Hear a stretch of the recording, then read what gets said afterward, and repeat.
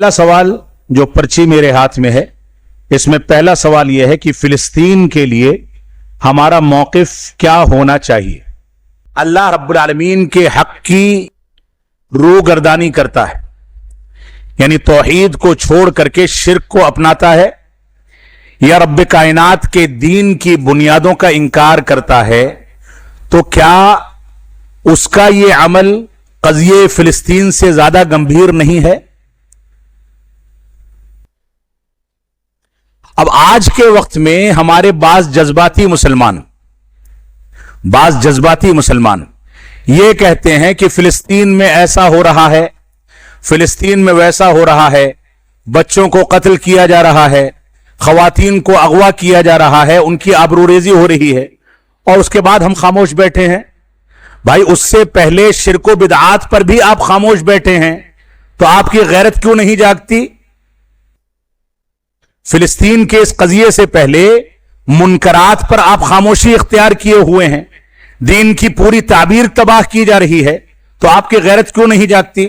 अल्लामा अलबानी रहमतुल्लाह अलैह ने इस सिलसिले में एक चीज जिक्र की है, फरमाते हैं कि अगर मुसलमानों को मस्जिद अक्सा फतह करनी है तो उसके लिए बुनियादी शर्त यह है कि मुसलमान अपने अखलाकियात को दुरुस्त करे, अपने सुलूक को बेहतर करे। अखलाकियात को दुरुस्त करना और सुलूक को बेहतर करने का माना क्या है, यानी वो रब्बे कायनात के साथ तौहीद के हक को मुकम्मल करे, इत्तिबाए रसूल की नजाकतों को समझे, उसकी पैरवी करे। यानी दूसरे अल्फाज में कहें कि मुसलमान जब तक सच्चा मुसलमान नहीं बन सकता, जब तक वो किसी मस्जिद को या किसी क़िबले अव्वल की बाजियाबी के लिए कितनी भी कोशिशें कर ले, उसका कोई फायदा नहीं। आप देखते होंगे कि इस्राइली हुकूमत से जो तंजीम मुसलमानों की निबर्द आजमा है, जो हर रमजान में मस्जिद अक्सा में पटाखे फोड़ करके सारी दुनिया में चंदा वसूल करती है, जिसको हम हमास के नाम से जानते हैं, इस तंजीम के सरबराहों के अकीदे के बारे में आपको मालूम है।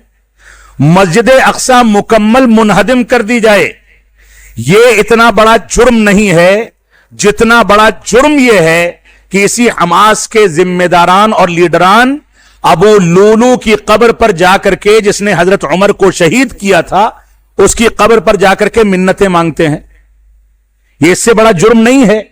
हमें यकीनन तकलीफ है कि मस्जिद अक्सा में जो कैफियत चल रही है, यह कैफियत हमारे लिए बाइसे तशवीश है और हमको इस पर सख्त तकलीफ है। लेकिन इस तकलीफ का मदावा या इसका हल यही है कि हम पहले रब्बे कायनात को राजी करें, और अल्लाह रब्बुल आलमीन को राजी करने के लिए तौहीद और सुन्नत और सहाबे किराम की अजमत के सबक को नए सिरे से पढ़ करके उसके तकाजों की तकमील करनी होगी। और ऐसे लूले लंगड़े जिनको ईमान की तारीफ भी नहीं पता है, जो सहाबे किराम को गालियां देने वालों की पैदावार हैं, जो राफिजा और शियों के जरिए से वजूद में आए हैं, उन लोगों को अपना मसीहा बनाने से तौबा करनी होगी। ये लोग हकीकत में सियासत के लिए क़िबले अव्वल को इस्तेमाल कर रहे हैं। अल्लाह रब्बुल आलमीन हमको दीन की जानिब रुजू करने की तौफीक अता फरमाए। दीन की जानिब रुजू किए बगैर कोई भी काम मुकम्मल नहीं हो सकता।